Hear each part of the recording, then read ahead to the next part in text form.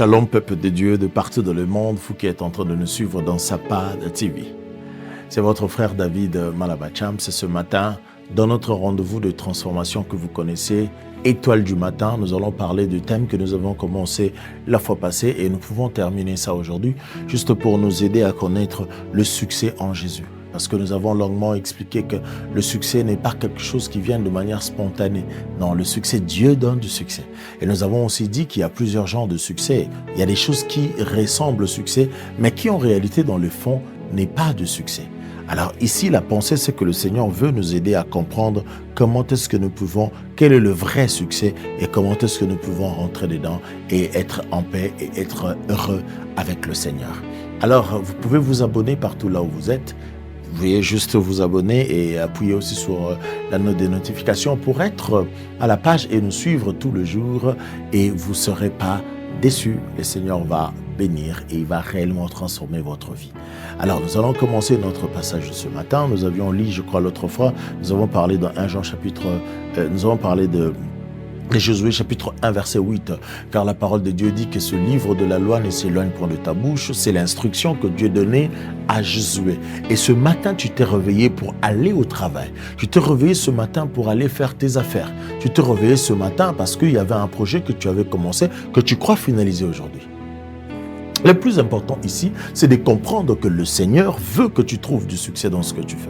Le Seigneur veut que tu rencontres vraiment du succès là-bas. Dieu ne veut pas que tu ailles là-bas pour échouer. Il ne veut pas que tu travailles pour rien. Il veut que tu travailles pour la réussite. Alors ce matin, il vient te dire que ce livre de la loi ne s'éloigne point de ta bouche. Et nous avions expliqué longuement, bien que on ne va pas s'attarder là-bas, de peur que nous perdons le temps. On va prendre le point 3. Parce que j'avais parlé du point 2, si je vais récapituler, le point 1, j'avais parlé, le vrai succès commence avec Dieu. C'était ça le point 1. Je parlais, le vrai succès commence avec Dieu. Le monde mesure le succès par l'argent, par la position ou par la popularité. Mais le succès selon Dieu commence par l'obéissance, la fidélité et la communion avec Dieu. Tu passes des moments de cœur à cœur avec le Seigneur. Et lui, le Dieu de succès. Lorsque tu passes des temps avec lui, tu as le succès. Parce que n'oubliez pas, il y a un principe dans l'attachement. Lorsque tu t'attaches à quelqu'un, tu auras au moins l'idée, même si tu ne maîtrises pas tout, tu ne maîtrises pas tout, mais tu auras quand même l'idée de ce qui peut t'arriver. Tu auras quand même l'idée de ce qui peut t'arriver. Quelqu'un qui est proche du chef de l'État, qui est attaché au chef de l'État, il a au moins l'idée de ce que devient sa vie en ce moment-là. Et une personne qui est attachée au Seigneur doit avoir aussi l'idée de ce que sa vie pourrait devenir. Alors si tu es attaché au Seigneur, sache que le Seigneur est le Dieu du succès. Puisqu'il a gagné, toi aussi tu gagnes avec lui. Puisqu'il a réussi, toi aussi tu réussis avec lui.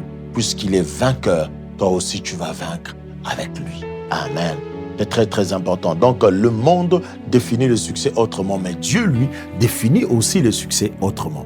Dieu lui définit le succès autrement. Et nous allons voir, et dans Jean chapitre 15 verset 5, il nous dit « Sans moi, vous ne pouvez rien faire ». C'est Dieu qui parle. Il dit « Sans lui, nous ne pouvons rien faire ». C'est-à-dire, peu importe les efforts, peu importe nos capacités, peu importe ce que nous avons comme don, mais sans Dieu, nous ne pouvons rien faire. Et puis le point 2, j'avais parlé du succès en Jésus-Christ est durable. Cela veut dire, premièrement, je dis, tout ce qui est bâti sans Jésus finit par s'écrouler.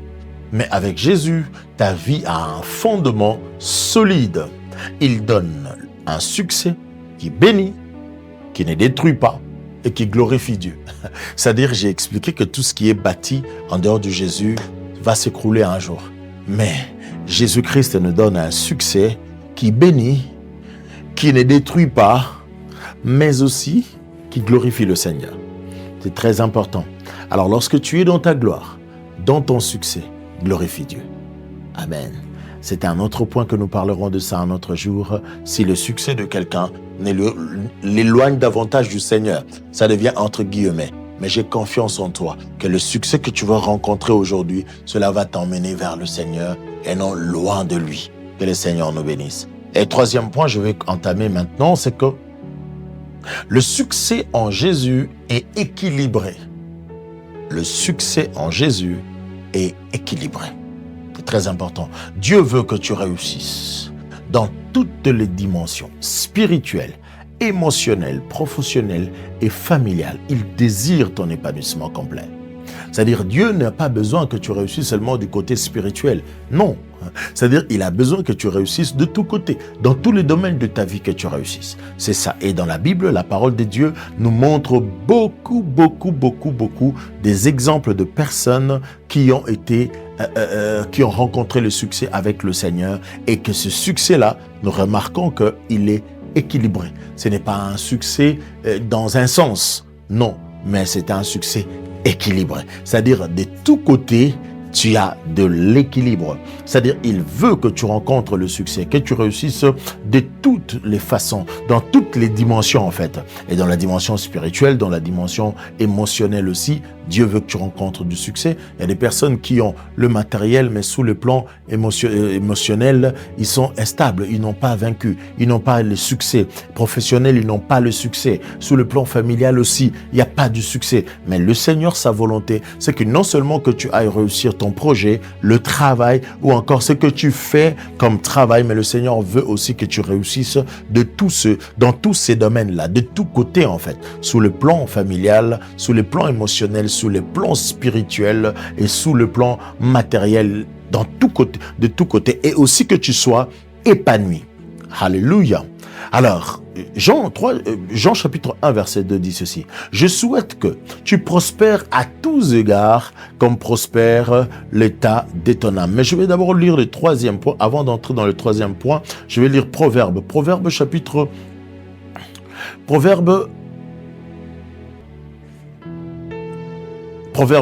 5, Proverbe chapitre 10, verset 22. Il est dit ceci.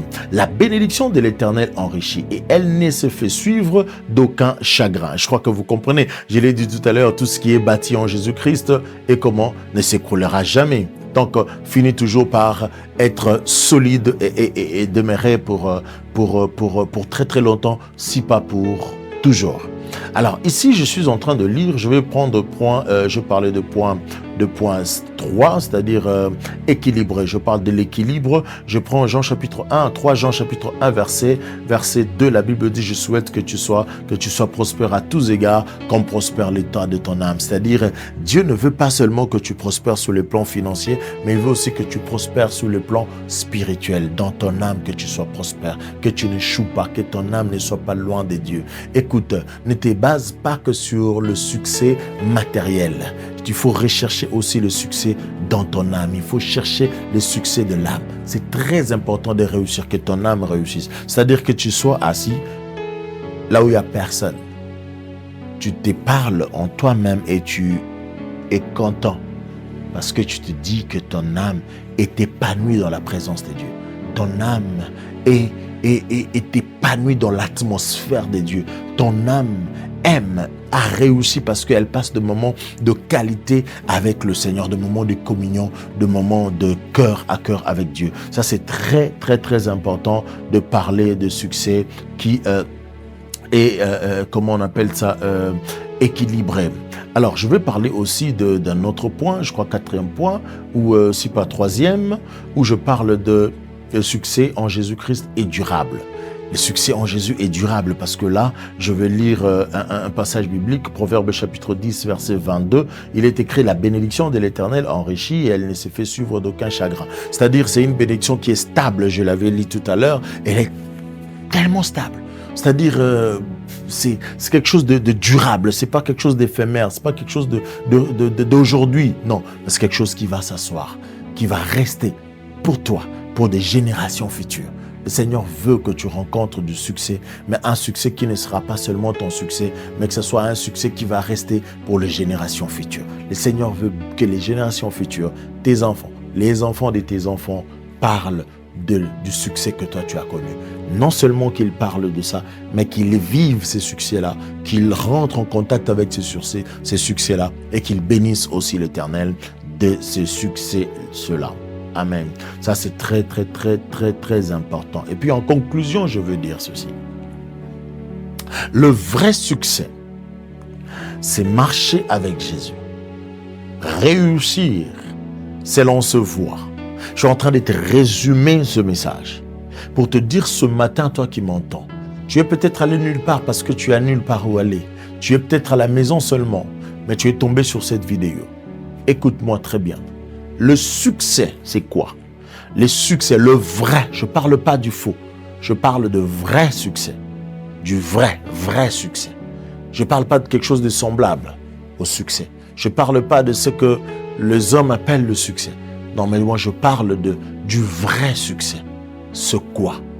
Alors, c'est ce que je te prie de garder dans ton cœur et de garder dans ta mémoire, que tu penses à cela et que tu vives la gloire de Dieu. La conclusion, le vrai succès, c'est marcher avec Jésus. Tu veux le vrai succès? Voilà. Le vrai succès, c'est marcher avec Jésus. 2.